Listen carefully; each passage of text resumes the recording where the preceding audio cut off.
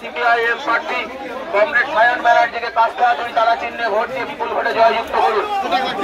আপনার আমার প্রত্যেক দিনের জীবন যন্ত্রণার কথা পার্লামেন্টে তুলে ধরতে সিপিআইএম প্রার্থী কলকাতা হাইকোর্টের তরুণ আইনজীবী কমরেড সায়ন ব্যানার্জিকে কাস্তে হাতুড়ি তারা চিহ্নে ভোট দিয়ে বিপুল ভোটে জয়যুক্ত করুন।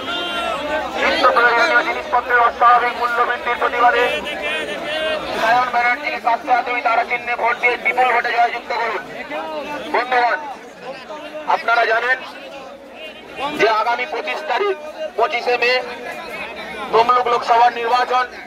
গোটা দেশ জুড়ে লোকসভার নির্বাচন হচ্ছে।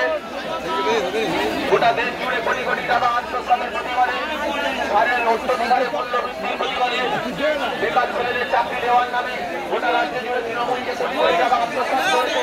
তার প্রতিবাদে আপনার আমার কথা পার্লামেন্টে তুলে ধরতে দল বদল নয়, দিন বদলের জন্য আগামী লোকসভা নির্বাচনে 25 তারিখ বামফ্রন্ট মনোনীত সিপিআইএম প্রার্থী তমলুক লোকসভার কমরেড সায়ন ব্যানার্জিকে কাস্তে হাতুড়ি তারা চিহ্নে ভোট দিয়ে বিপুল ভোটে জয়যুক্ত করুন। গোটা রাজ্য জুড়ে রাজ্যের প্রতিবাদে বন্ধ শিল্প কলকারখানাগুলোকে নতুন করে তৈরি করতে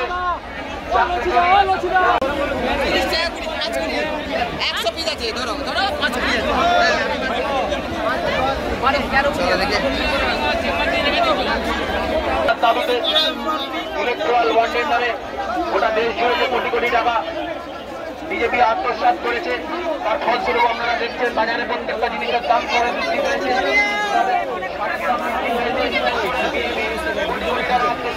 ইলেকট্রাল বন্ডের নামে এর ফলস্বরূপ আপনারা দেখতে পাচ্ছেন কিভাবে সারের দাম বৃদ্ধি পাচ্ছে, কিভাবে গ্যাস, পেট্রোল, ডিজেলের দাম বৃদ্ধি। বামফ্রন্ট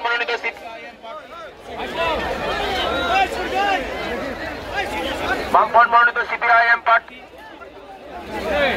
আজকে ভোর রাত থেকেই কোলাঘাট বাজার, ফুলবাজার এবং কোলাঘাট স্টেশনে আমাদের প্রচার চলছে। বৃষ্টির জন্য আমরা কিছুটা পিছিয়ে ছিলাম, কিন্তু ভোর রাত থেকে এই কাজ চলছে। উপস্থিত রয়েছে প্রাক্তন বিধায়ক অঞ্চলের ইব্রাহিম আলী, সেও এখানে উপস্থিত ছিল। গোটা আমাদের এই কর্মসূচিতে মানুষের অভূতপূর্ব সাড়া। দেখুন, আমরা যারা বামপন্থীরা সিপিআইএম করি, বামফ্রন্ট করি, আমরা মনে করি মানুষের মাঝেই শক্তি লুকিয়ে আছে। গণতন্ত্রের মূল শক্তির যে উৎস তা মানুষ। তাই জন্য বারবার আমরা এখন হাটে বাজারে বিভিন্ন এলাকাতেই যাওয়ার জন্য স্বচ্ছন্দ বোধ করছি। গাড়ি থেকে হাত নেড়ে জমিদারি হতে পারে, ও দিয়ে মানুষের ভালো করবার ইচ্ছা বা বাসনা কোনোটাই যে আসলে নেই, তা দিনের আলোর মতো পরিষ্কার।